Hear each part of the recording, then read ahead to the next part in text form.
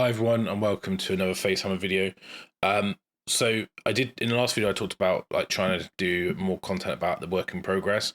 Unfortunately, I was very pressed for time, so I just had to kind of crack on with the painting because I had a deadline of today to get it painted, finished, and the pictures in. So hopefully Games Workshop can feature it. So I have finished him. I will talk through what I've done with some work in progress photos, and I'll show the finished model up close on camera so you can see a bit more. But he is done. It was a bit of a slog. I did have an incident as well, which I'll talk about later, where I dropped him and I broke the model, and I had to fashion a piece because I lost a piece. These things happen.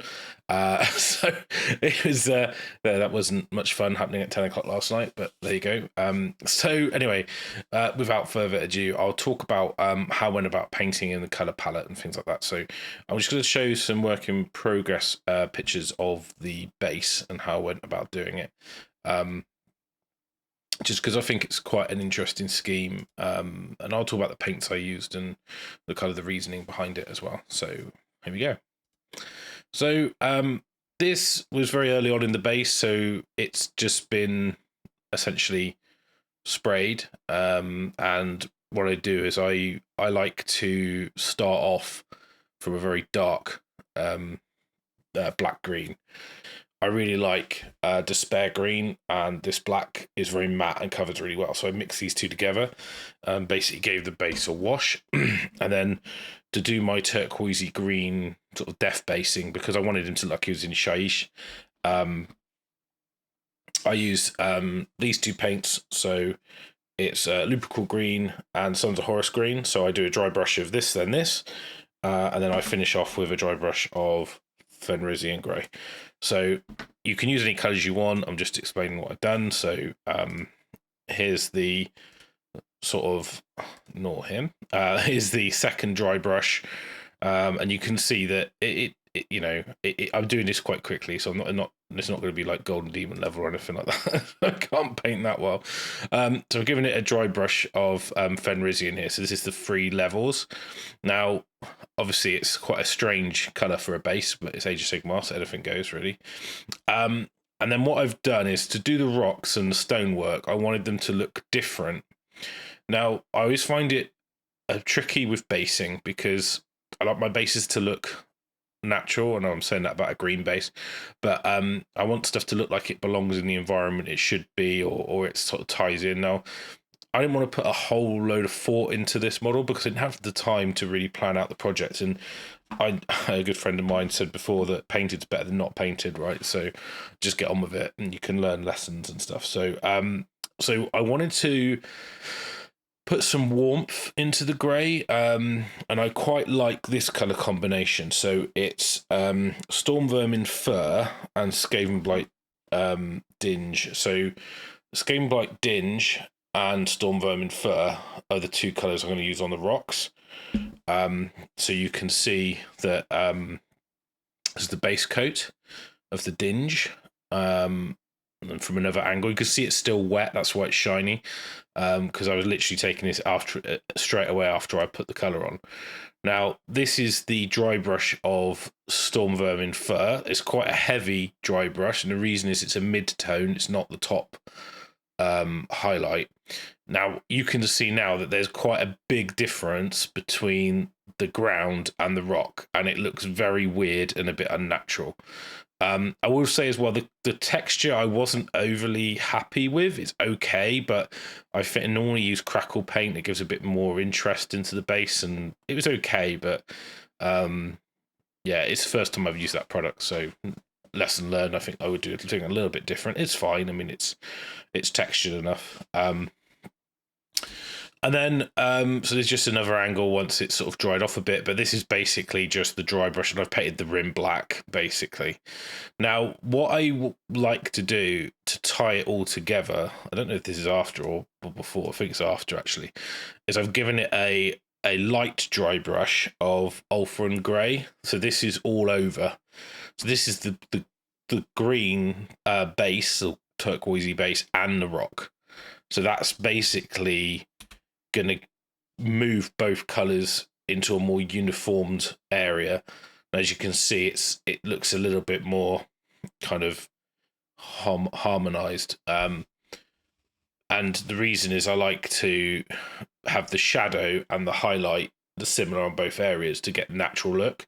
So what I'm going to do now is I'll go in with a watered down despair green and black wash, and I'll wash the rocks and round the rocks where it would be shadow, but also that ties it into the green environment, because obviously it's ruin, it should have dirt on it, it should look like it belongs there. So this is another angle of that dry brush, and I think the wash comes later because basically I want to also incorporate that into the bronze that I'm going to do. So we'll just see where. Yeah, so I still haven't done the wash yet. So what I've done now is I've gone on to the brass. And actually, this colour, which is a Pro Acryl, and it's this new signature series, this dark bronze is absolutely gorgeous. It would work for base coat for any, not like, brass, or you could even do copper. You could also use it for gold. I use this extensively. So I bought this last week or a week ago, and I haven't used it yet. And it's a color that getting a good metallics is difficult. I think GW metallics are a bit hit and miss. I found the Pro Acryl ones good. I know a lot of people use Vallejo Air. I've got those. I've even got the metal color Vallejo ones. These are really thin, and they really flow because they're designed for airbrushes, and they're great, but at the same time I find that they don't really have the depth that I need for base coating. And you can do stuff like mixing normal paint, so everyone's got their own way of doing metallic, but I wanted to try this out, and then I gave it a highlight, again Pro Acryl with light bronze, which Pro Acryl do a load of like what would traditionally be like silver and metallic mix colors, which these are great because basically that gives you your highlight in a pot rather than having to mix it. So that's really good. So yeah, they're grand. So yeah, did all that. I think if I remember correctly, I did the highlight. So that's the highlight with the light bronze on. So that's just 2 coats. So it's the dark bronze base coat and the highlight. It's very rough. When I'm highlighting, I'm doing a little very quickly. I'm using a big brush. I'm kind of using the edge. I'm not really being precise. They're almost like dry brushes, these highlights. Okay, so they're messy. And what I normally do is because I'm doing it for speed, I'll go in and I'll wash the area with an ink or a wash to harmonize the shadows a bit better, and try and like make sure I haven't like scuffed the detail too much. Now, I don't know, it's just how I paint now. I think I could have probably taken a bit more time and care, and it might have made it look better and sped things up a bit, but I was just in kind of my default mode. But here you can see I've done the sort of the bluey green wash on the rocks and the ground, so you can see here where I've put this tone in these recesses and around the rocks. Now what this does is this actually this ties the two together. Now notice now that the ground and the rocks don't look like they are completely alien and been put next to each other, but you can still see the difference. I do then use a that tug or raid shade to give them a little bit of redness back into the rock to kind of pull it away a little bit more, because I think it's too close now. I did use Nylax oxide on the brass. I didn't really like how it came out, and I then put some Corellia green shade to sort of tidy that up. And one of the things, so to let you know, if you want to take redness out of a metallic or an area, then using a greeny wash will do that. So that kind of dulls the metallic down. I want it to look kind of aged. I would probably go in the model that I finished and do a bit more work on it, and but that's where I'm at. And apologies for the kind of haphazard way I'm presenting this.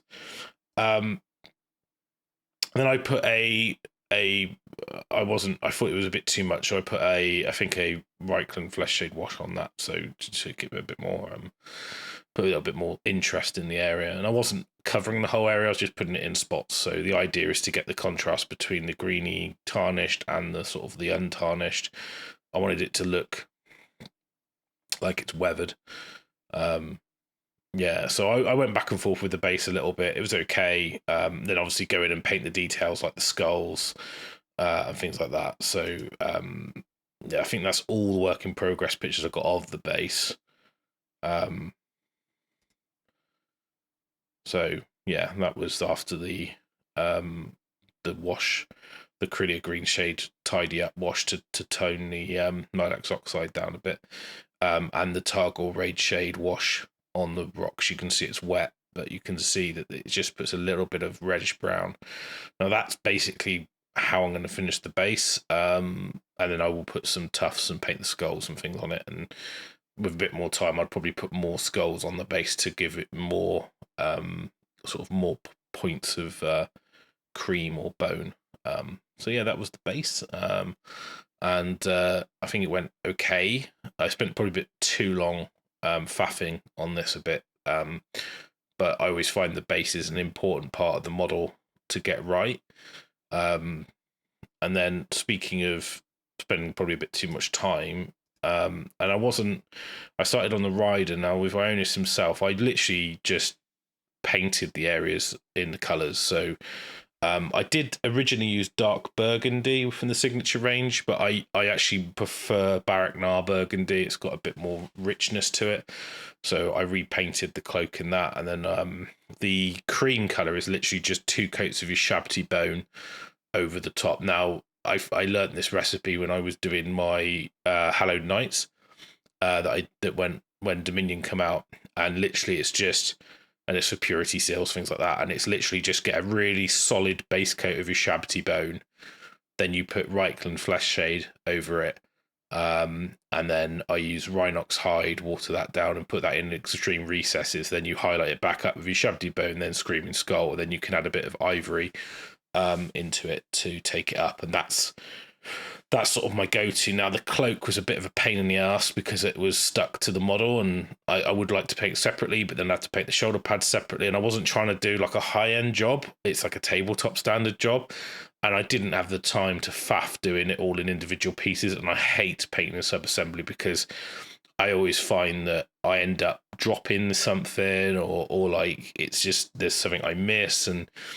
it does sort of interrupt my flow a little bit, and I find it's hard to keep things looking neat and nice,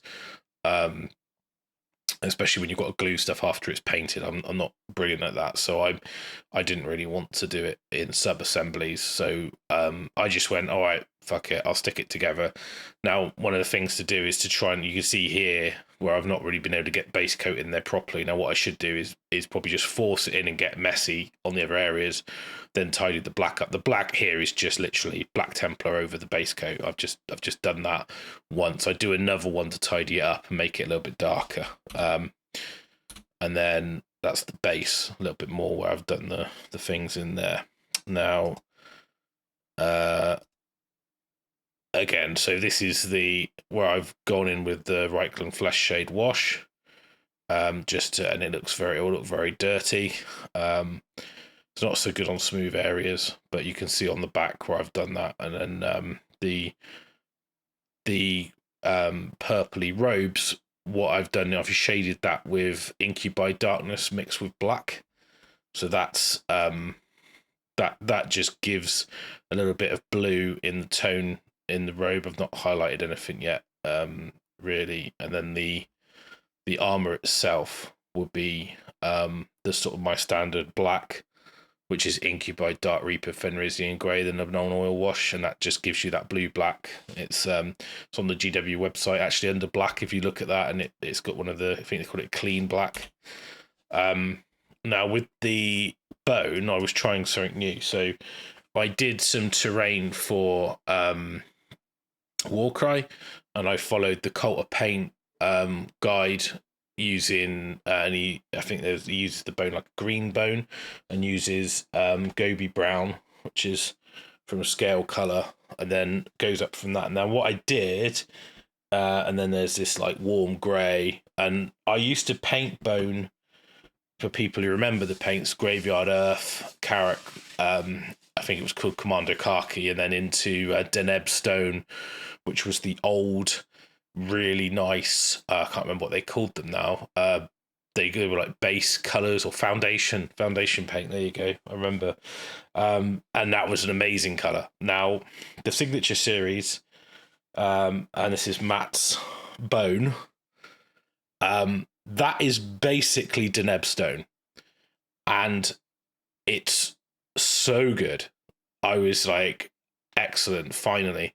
So I used this and I mixed it with the warm grey into the Gobi Brown and went up a couple levels. Then I added ivory or white to it to go up.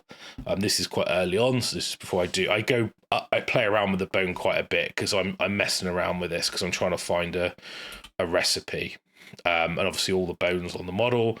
The cloak is just highlighted with Screamer Pink and then Pink Horror. It's messy here. I'm not happy with this. I could have spent ages tidying this up, cutting back in, and I just do you know what? It's fine. It's not. It's annoying me, but it's not too bad. Obviously, like this is the areas I talked about doing the Ushabti bone and that's kind of moved on a little bit, and I've done the highlights. They're very rough, so yeah, I know that like they're not neat. They're quite quick.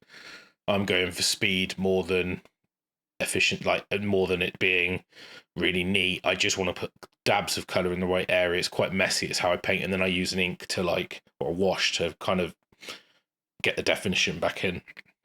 It's how I can do stuff very quickly that looks nice. So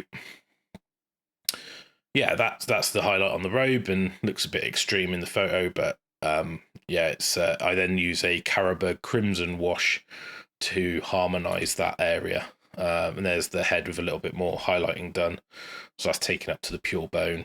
And again, I use an Agrax wash to define that area, and this is where I've done the metallic, and this is that new bronze color.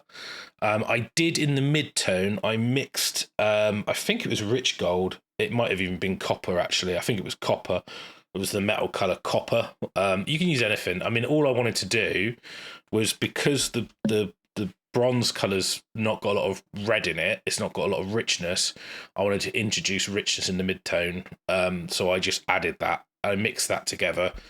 For the first highlight. The last highlights is 3 stages, basically. It's the dark bronze, then it's that mix, and then it's just light bronze highlight from Pro Acryl Monument Hobbies. They're all available from Element and other hobby stockists. I'm sure you'll be able to get a hold of the Pro Acryl range. I really like the Monument paints. I think they're fantastic. So yes, I did that. And the silver is, they've got a color called dark silver, which I use, and then I've used Vallejo silver mixed into that, and then a pure of that, and then I did a known oil wash, and I think I did an Agrax wash to harmonize the brass. Now, I do sometimes like going in and doing these like turquoise tarnished washes, you know, like using Despair Green or like Nylox Oxide and things. I didn't want to, because the model's very blue-black anyway, and the base is kind of, I didn't want to have too much of that, because I think that would knock the contrast out, and I wanted the rider to kind of stand out a little bit. And I thought, well, he's a Stormcast. They shouldn't really be in like ancient tarnished wrecked armor, although I think that looks great. And I thought, actually, you know what, I'm not going to do that, and I can always go and do it later. But yeah, so I was pretty happy with how he was looking now. You can see I've neatened up the cloak a little bit. I've come in, I've tidied up a few areas, and it's just moving. And I get told off for saying this. I get moving the paint around until it looks okay. And you know, I've done the straps again. That's just Rhinox hide mixed with Mornfang, and I just mixed ivory into it. You can do different recipes, whatever you want to do. I don't like my leather to look too rich, because again, I don't want the belt to be the thing that stands out. I want the armor and the cloak and that to be the thing that people focus on. So muted dark drab tones. And the head there just poking is just with his head crest, and he's got a little gem on his forehead. And I was thinking, what can I do to do that?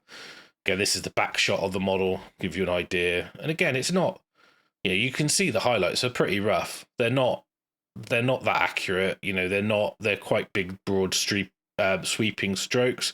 And what I tend to do on things like this is I'll put a stroking here, and then I'll just wash the brush, and I'll just feather it. And I'm going for speed. It's not meant to be super clean, crisp lines. You can see here they're quite rough, and rough little scratchy highlights. And the idea is that just brings in that. I mean, you can see it's not neat, and that just shows where the light would catch, and it's just how I paint.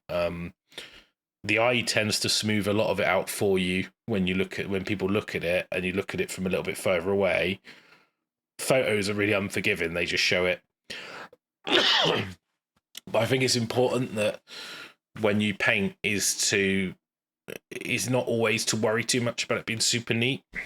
Something you can work on later. If you want to spend more time, I could have spent ages on this guy and done it, and that's fine. But I didn't have the time, so I was just trying to be quick. So again, I think this is just with the washes on this area here. You can see this wet, that's why it's reflecting, and that's just to make the bronze definition back in there. So where the highlights are rough, I want the recesses to be redefined again. So I've just gone in with a wash. And I'm pretty happy with the finished result of the rider. And obviously I'm going to do some glow effects on the eyes, and I haven't really worked out how to do that in a good way. I think I use like a white, and then I do that, and I water that down, and I use like a contrast. Don't like it. I don't think it looks good enough. Go in. Problem is with a wash, you almost want the white to be in the middle, but it's a socket. It's quite annoying. Because if you use like a wash, then the darkness pulls in the bottom of the socket, and then it's not the opposite of what you want. So you could use a light color wash, but then it kind of doesn't look. You don't get the transition. So, anywho, it's fine. And again, I didn't really want to cover up this symbol, but then I want that to be glowing. So, and the same on the skull. So I fart-ass around a bit. I end up with this. It's okay. And I do go back and I mess around with this a lot more after this photo. So, it's kind of, I've gone in and I've tried to paint that as a gem, and I've done that, and it looks okay, but I kind of want to make sure what I should have done is got like Cantor blue and like really made that whole eye socket really dark, and with blue, and then gone in and done it. But I'm like, that's okay, that looks fine. You can see he's got glowing blue eyes. I'm not going to agonize too long on it. Now, the dragon. Now, this was interesting. So I used a Series D dry brush, and I was trying to all these different oranges and reds, and actually what I ended up doing, and one of the things that I like to do when I do red highlights, when I want to look natural, and I don't want it to look too orange, and I don't want it to look too artificial. So I think I used, and I'm trying to remember which red I use now. This bold pearl red from Referral, which is actually really bright. It's like really bright. But to highlight it, I use this flesh tone. And again, it's a new paint I've not used before. It's Ben Comet's Advanced Flesh Tone. That colour, it's almost like an orangey brown, and I could have gone up a bit higher, but I basically mixed this with the red, did one dry brush, then did another dry brush just with this, and I thought, you know what, it's looking okay. Now, the dragon, hand on heart, I spent quite a long time on the rider last night, and then Sunday, I was like, I do loads of painting Sunday. Then I ended up like going out in the car, then I met up with my parents, we had meal, the meal was late coming out, and I got back late. I stuck the American football on, and I was thinking, I'm on a really tight deadline to get this finished, so I was like, I'm going to have to cut some corners. So I didn't paint the underbelly in a creamy colour, because that takes quite a long time to get that right, and I thought actually I can get away with it because he's hunched over anyway, so it's going to be in shadow. I don't need to. People aren't really going to be focusing on that, and I think it kind of could detract a bit. I wanted to do a little bit more interesting things with the wings, or like I wanted to have more darkness on like the hard scales and then come down, and I could easily go in and do that. The problem with this model, you've got to paint it in sub assemblies, and I had a mishap where I dropped this piece, and I just broke the top of this off. I broke the top of his like chair off, and I snapped the tongue in 2 places, and I thought I might have lost the pieces on the floor, which took me about 20 minutes to find them. So that kind of took the wind out of my sails a little bit. I repaired it, and I made a makeshift fake spike out of sprue and stuck it on, and then it's okay. It's a bit rough, but you'll see. So yeah, that's the dry brushing. So you can use any dry brush you want. I was trying to do the Series D technique. You can check the Artist Opus channel about how to do that. I find that I want it to be a quick stage, and I rush it. You should be a little bit more patient, and I find getting the brush load right takes a lot of practice. And I was like, I've been dry brushing for so long, it's almost like I have to unlearn my own technique, which is kind of hard. And I was like, it's okay. I'll just rush my way through it. And then, as you can see, I'm holding it by the throne piece. Again, now it's just a case of going and painting all the details. So the fur, I wanted it to tie into the armor on the rider. So that's my black recipe. So that is just literally, I use coal black as a base coat because it's a little bit, got a little bit of blue in it. And then I just used, which is this color from Pro Acryl again. I quite like Pro Acryl colors. It's nice coverage. They behave well. And again, that's just Dark Reaper, then Incubi Dark Reaper Fenrisian, and then I put a Nuln Oil wash on it. The talons, I wanted them to look black, but different black, and I went up through Eshin Grey, so Dark Reaper Eshin Grey, and then into, I think I actually used Bright Neutral Grey from Pro Acryl, mixed that in with Eshin, and using I'm on a wet palette at this point. And I thought about the tongue and the mouth being purple as well, and I thought I could have done it, but I wanted it to stand out a little bit, so I did it in green. Thought that's Cybrite, Cablite, Gauze Blaster, so the other way around. So yeah, and then I wanted to paint the wings. So the wings, I decided to cheat. The red, I should say, I put a wash all over it with Bloodshade, one of the new shades I've not really used before, actually, because I wanted I know that you've got Caribou Crimson, but that's quite a strong. I really like it, but it's like a burgundy, and so I wanted to keep the red looking a little bit more natural, and I find this shade is a bit more brown. And I can't find it. Berserker Bloodshade, that's it. So Berserker Bloodshade. So that's the that's kind of like the brown red. So I use that all over, wait for it to dry. Then the wing membranes, I didn't want to spend ages, and I was running out of time. I thought, you know what, I'm just going to do a little bit of tone, keep it in the same palette. So I just took Contrast Sigvold Burgundy, and I just painted it in that. And that's one coat, slightly thinned, so I could keep the definition in there. And I just did that, and then the talons are just painted in the black, same with the claws. I wanted to get the wings out of the way because they were pissing me off. So this is after I've done a little bit more work on the dragon itself. So I've done the fur, and as I mentioned already, started to paint the teeth, and again that's just up through, I think I basically did Steel Legion Drab, but then it's Ushabti Bone, Screaming Skull, that kind of classic. Skulls are done the same way with using the bone recipe.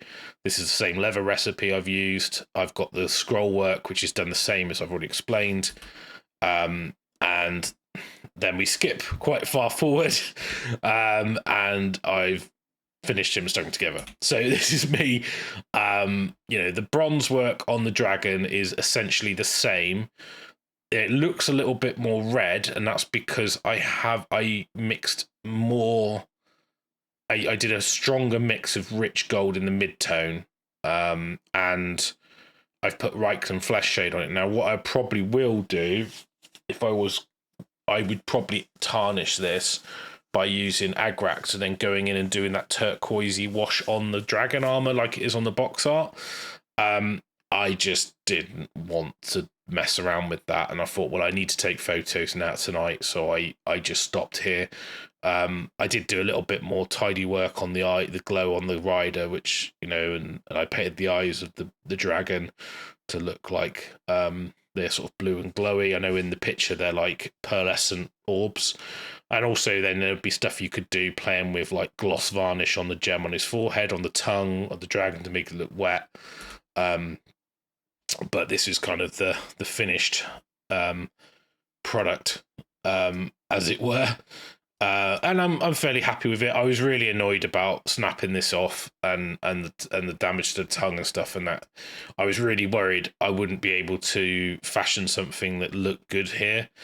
I've broken Stormcast like pinion things before, and they're really hard to make look right because they're so clean and precise. It's such an unusual shape. So I just used cutters and cut a bit of sprue, used plastic glue. You then filled it, then sanded it. It was difficult, but I think I recovered it okay.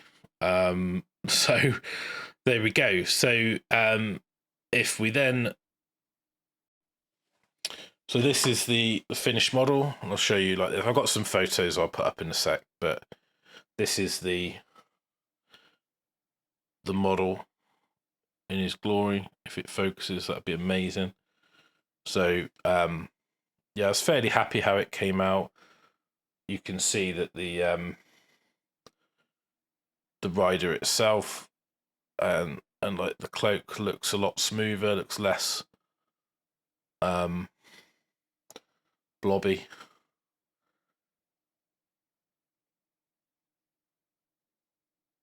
And that's a lot of that is just because with a photo it kind of overexposes the areas. So you can see the work on the rider there. So I'm pretty happy with it come out, and I like the sheen that I've got on the wing membrane and the armor and the differential between that and the skin of the dragon. And that's why I'm not really going to varnish it because it's plastic. They don't really need varnishing. You can see here at the top, that's where I broke it. You can see it there, look, where I've done a pretty ropey, worse on the back join, but you don't really, unless you know, your eye's not really drawn to that, to be honest. So, but you can see, and then the base itself, and it's the idea is to try and get that contrast and yeah, I mean it was a fun project. I enjoyed actually doing it. It doesn't make me want to kind of do a little Stormcast Drake army, based on the Long Hunt rules, which I'll do a video on that as well, so you can get the new rules for the book. Yeah, I'm pretty happy how that came out. It was, I don't know why I decided to do it. Games Workshop sent me the model, and I was super appreciative. I thought it was a cool ass model, so I wanted to paint one. So I did. It's not, I always paint better to a deadline because I have to get things ready.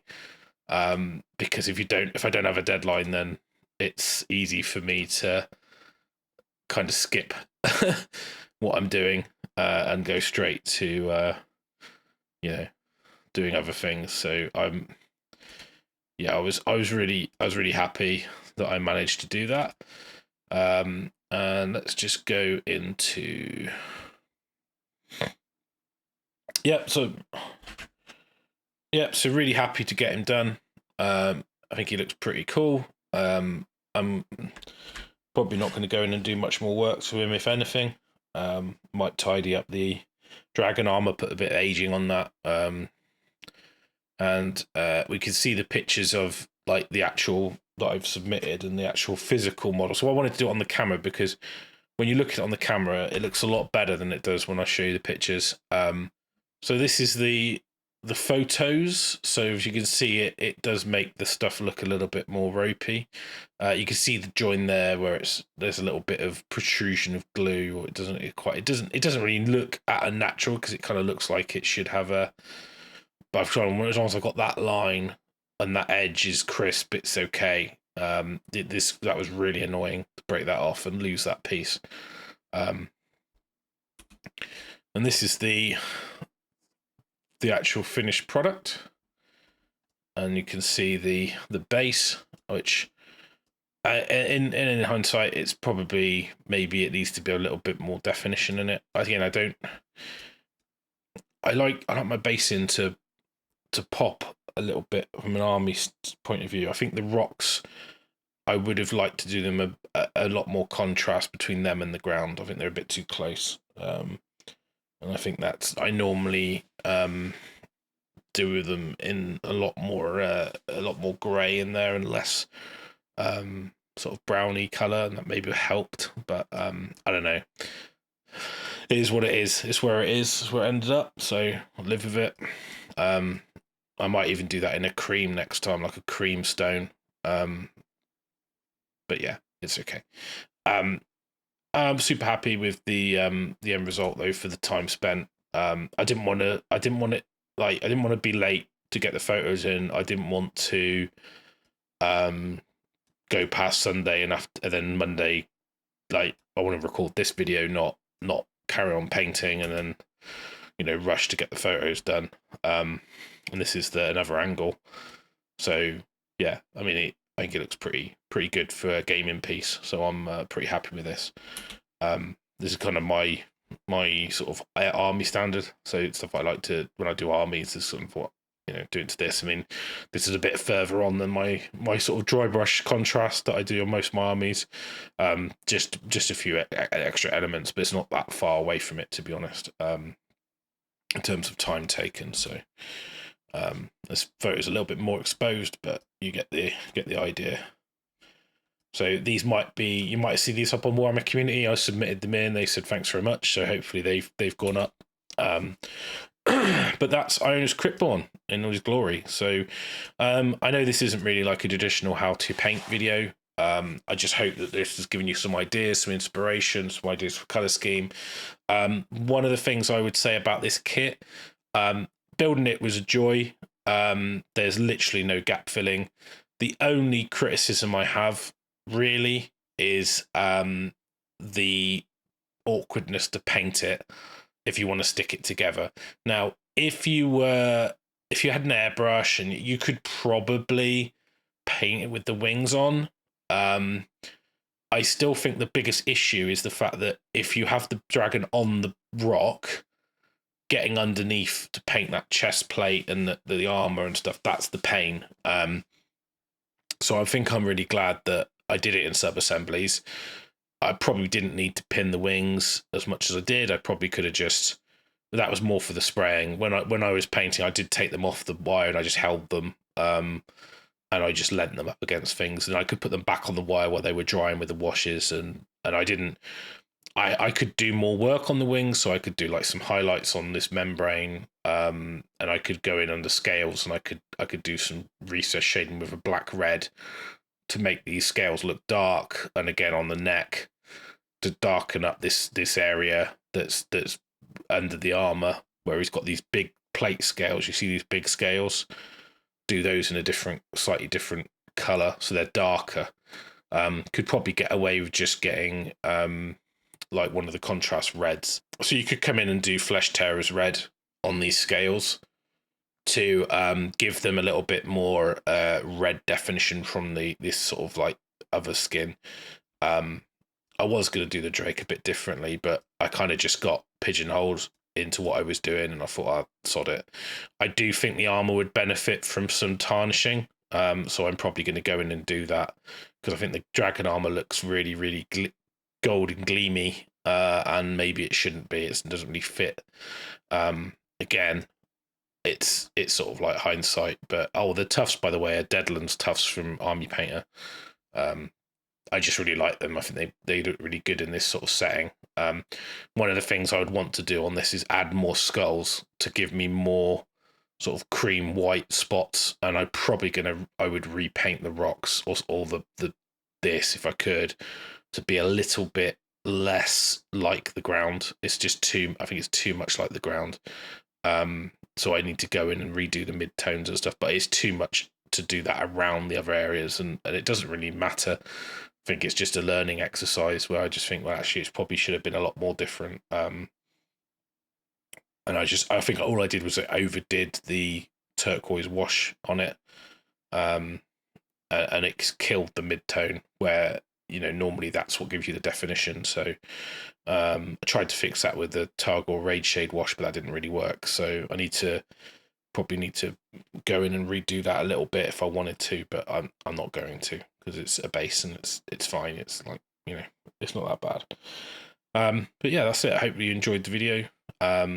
Let me know below what you think, if you've got any comments. The next video I'll be doing, I want to do some Iron Jaws hobby. So I hope try and do a bit more actual painting on that. So I haven't really worked out how I'm going to go about painting those yet, but that's an army, so it's a lot more of an involved project. And I've kind of run out of steam on that project again because I've started doing other things. But it's always the way when you're trying to build like 50 models and you get halfway through building it all and you get it all assembled and then you're like, on to the next thing. But anyway, so Ionus Cryptborn, a lot of fun to build and paint. I think he looks badass, so go in my cabinet, look nice. I probably should do some Storm Drakes to go with him so I can do a little army. Maybe I'll take that to the team event instead of the Iron Jaws, as I've got 2 dragons to go. I'll have a look at writing some lists and see what my gut tells me. But yeah, it's fun experience. Thanks again to GW for sending me that set earlier. I super appreciate that. That's been a lot of it's been quite a rewarding experience going through that this weekend, and a nice model to show for it. So thanks very much. Let me know what you think, and I'll catch you all in the next one.